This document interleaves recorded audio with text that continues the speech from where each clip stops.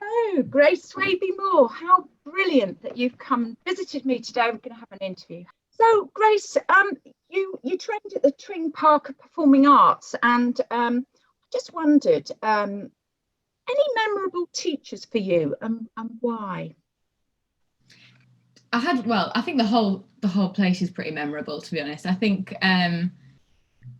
the fact that I was on the dance course, but you could have access to all the musical theatre teachers, you could have this, they were always there, even if you weren't being taught by them. But I do think that my ballet teacher, Jeremy Kerridge, usually you would change teacher, but I somehow managed to have him the whole time I was there, and he's just an amazing teacher. He really would make me smile on like a day that I didn't necessarily feel like smiling. He's a great teacher. And then Lorraine Jones as well. She taught jazz. Lovely. Okay, I want to ask you, you're an all-round performer, which is brilliant. And actually, it's quite difficult to be a great dancer and a great singer and a great actress. Any part of your training that was a challenge there at all, or you had to work a bit harder at? The challenge for me actually was because I was on the dance course.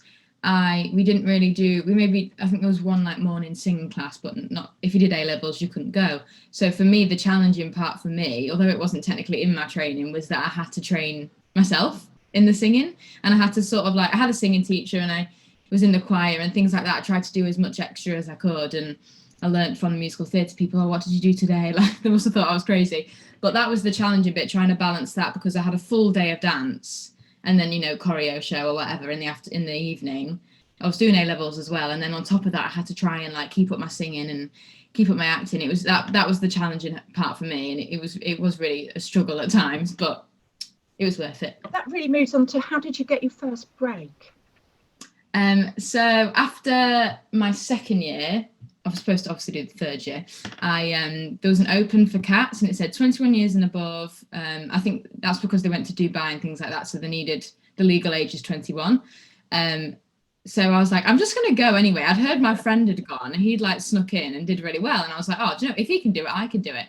So I went along to the open. I was doing National Youth Ballet at the time, and I think it was on the first day, and I was like, I know it's the first day, I'm so sorry, but please can I go? And they weren't going to let me go because it was the start of rehearsals.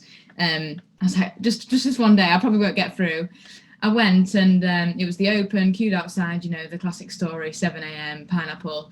And then I didn't have an agent, so I got a call from David Grindrod and was like, oh, I'd like to recall you. I was like, oh my goodness. I want to just talk a bit about wellness and mental health and well-being. It's quite topical at the moment. You're a very busy lady. You're a professional busy lady. How do you have time to breathe, and make time for yourself? I think sometimes in the industry you're always like on the go, and it's like, when's the next audition? When's this? When's that? And I think it is very, very hard to just stop and find a balance. And I think I was very much caught up with that. And then I was doing cats, obviously, and I injured my ACL, didn't realise, carried on, and then eventually when I left the show, my ACL then ruptured again, didn't realise, then I joined another show and my knee dislocated on stage, which was a miracle. Gosh. Really, it lasted. Yeah, it was a miracle that it lasted that long, to be honest. But so I think after coming out and not having a choice, I was like, wow, it is okay to just stop and just not. So I mean, when you're self-employed anyway, as you know, it really does take over your life. And I think with performing, because it is so like you're bearing your heart to the audiences, you're putting your whole life into it.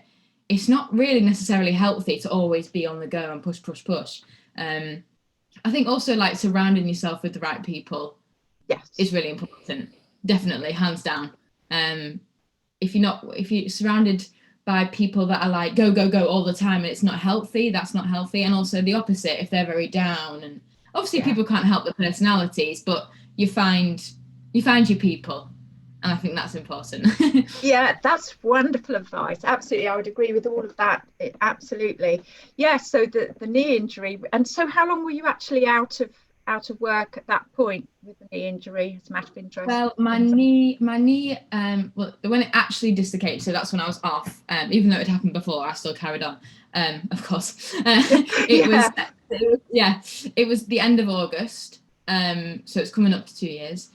But it was then, I didn't actually have the surgery until the 13th of November.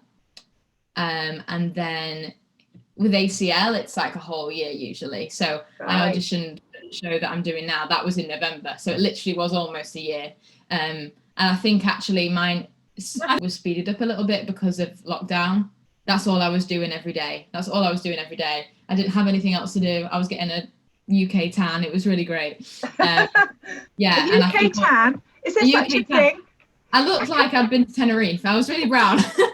Is there enough support, do you think, for mental health issues in the industry? Let's say anxiety and depression from, a lack of income and work, which obviously we've had during this year. Do you think there's enough support for professional performers out there for this kind of issue, for these kind of issues? Yeah, I think it's a bit of a funny one, because I think by law and by contract, the company managers, they have to provide help for people that need it. But I do think that it is frowned upon still.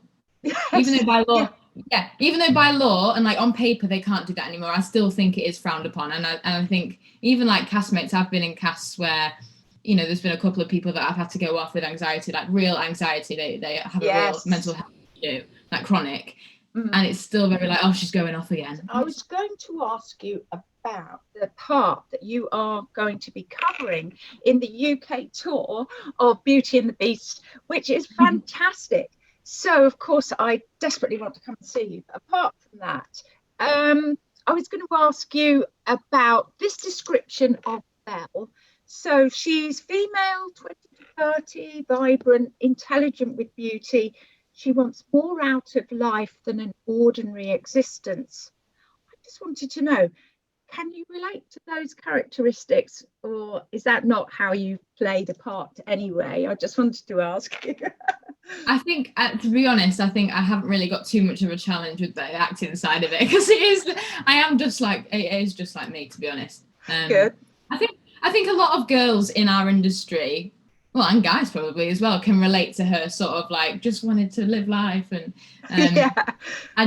she's a great character. I'm really excited to play her. Even now at my age, by the way, everybody, I definitely want to live my life and have an adventure. What traits make Beast lovable? What do you think?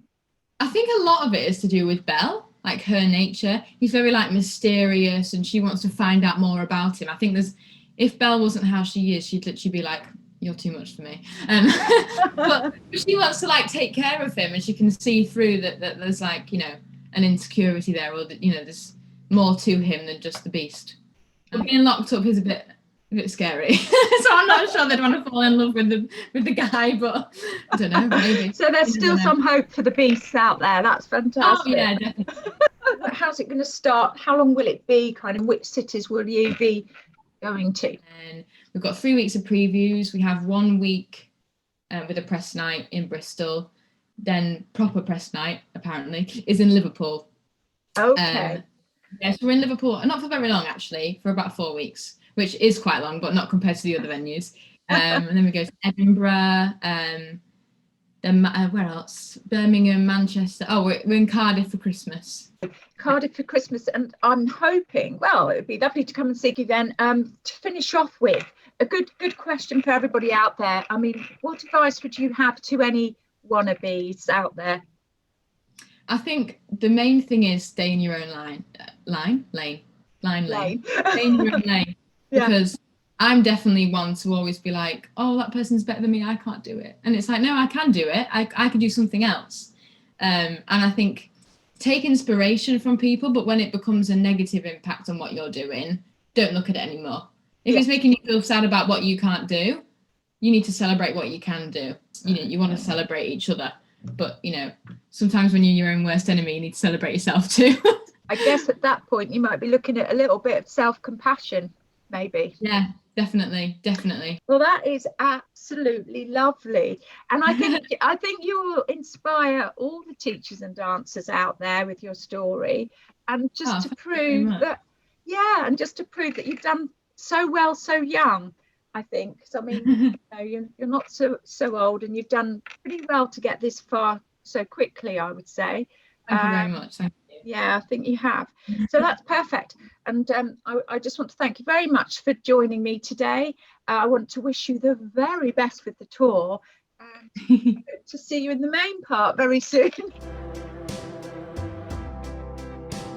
make me over.